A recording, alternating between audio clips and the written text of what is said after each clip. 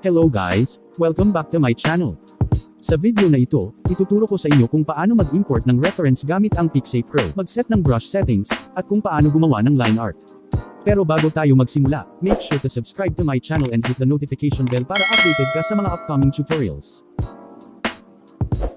Simulan natin ito sa pag-import ng reference. Dito gagamit tayo ng app na Pixay Pro. Open Pixay Pro app, then click Get a Picture.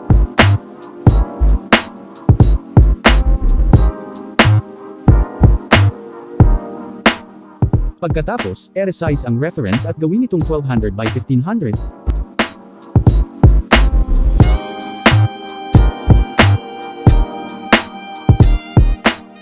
I-click ang effect at hanapin ang posterize.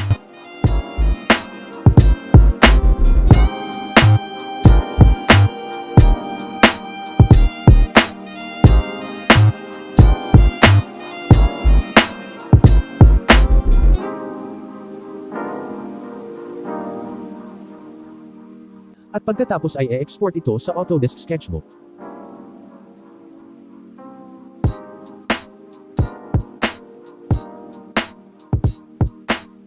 Katapos nito ay bumalik ulit sa Pixay Pro. At i-click ang Undo Sign para bumalik ito sa original na hitsura nito, at i-export ulit ito sa Autodesk Sketchbook. Kung mapapansin ninyo, mayroon tayong dalawang reference.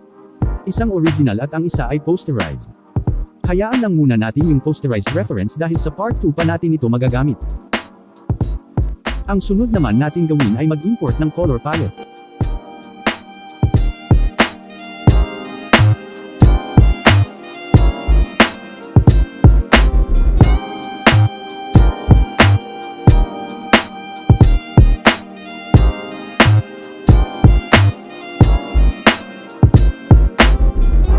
Mayroon na tayong reference at color palette.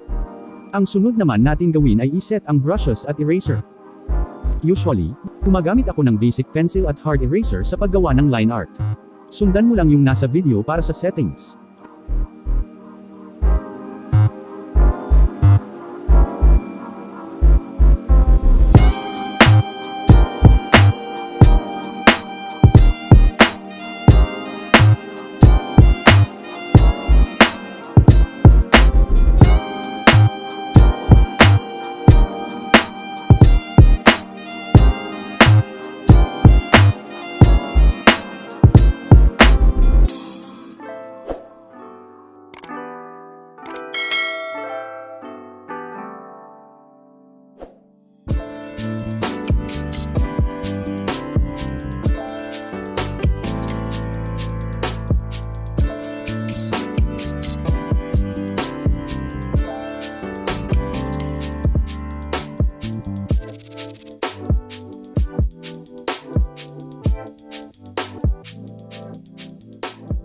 Bago tayo magsimula, i-pick mo muna yung pinaka-dark na kulay sa color palette dahil ito ang gagamitin natin sa line art. Simulan natin ito sa pag-trace ng mga detalye ng mata. Make sure na maliit lang yung size ng basic pencil mo para mas malinis ang outcome. Usually nagsisimula ako sa taas na part ng mata. Trace mo lang yung makikita mong mga linya.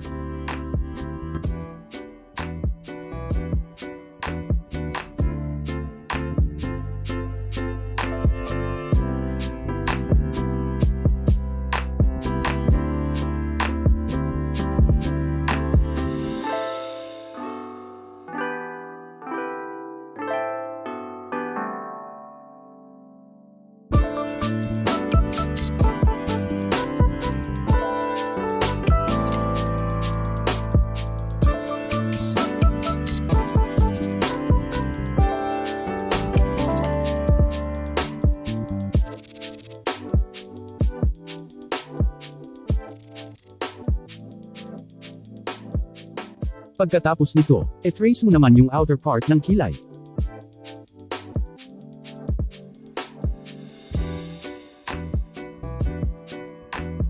Sundan mo lang yung direksyon ng buhok tsaka mo ito i-fill.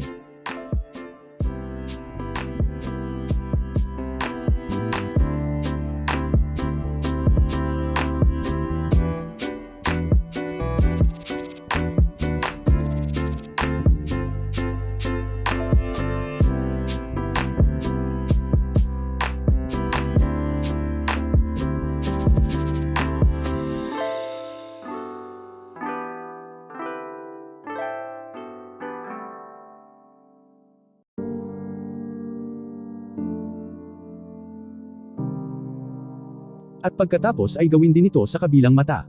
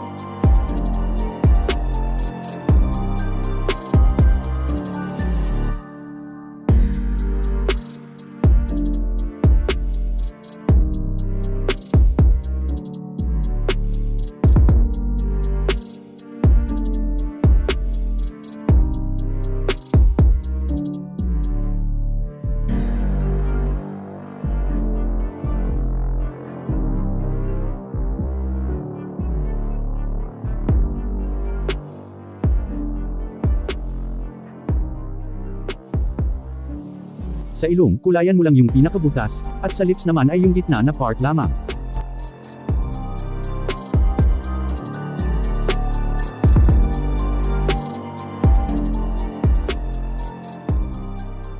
Pwede mo rin gamitin ang hard eraser para mas maayos mo yung mga linya mo.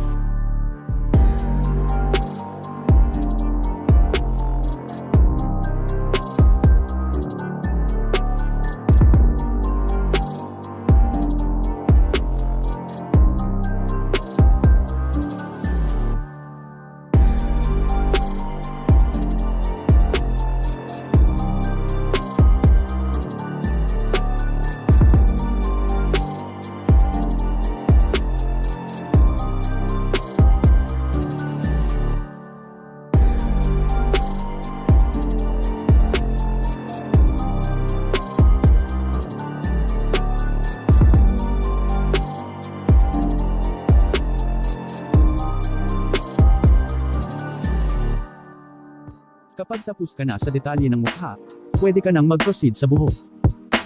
Unahin mo muna i-trace yung outer part at saka mo ito i-fill.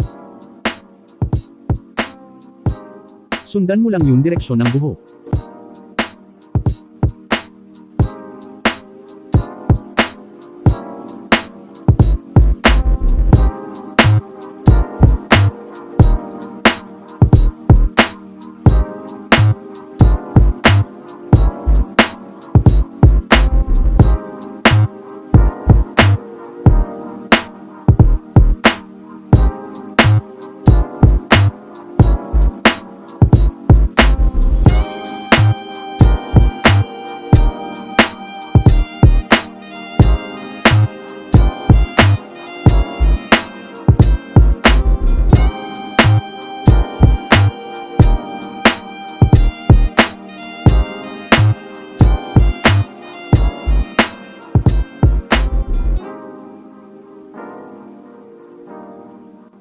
Pagkatapos nito ay unti-unti mo itong i-fill, or pwede ka rin naman gumamit ng bucket fill.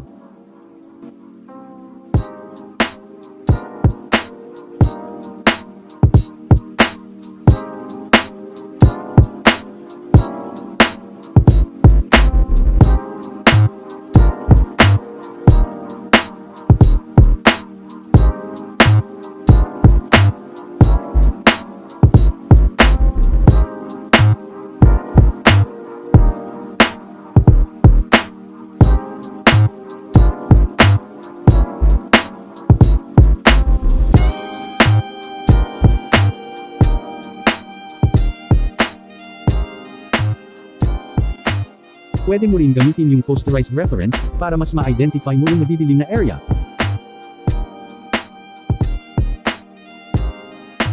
Pero make sure na tumitingin ka pa rin sa original picture.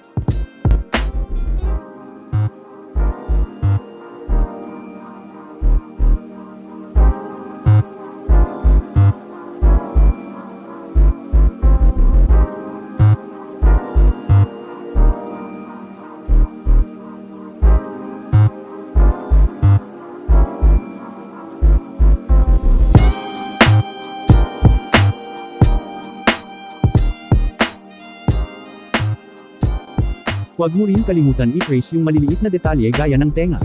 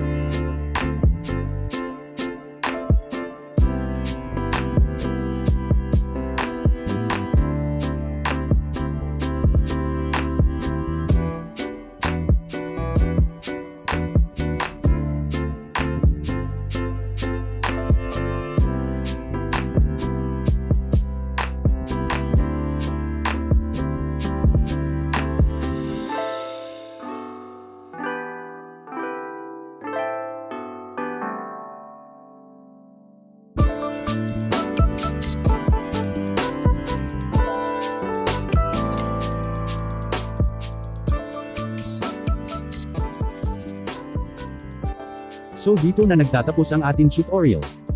Kung nagustuhan mo itong video na ito, i-click mo ang like button at kung may katanungan ka naman, feel free to drop it in the comment section, or i-message nyo ako sa aking mga social media.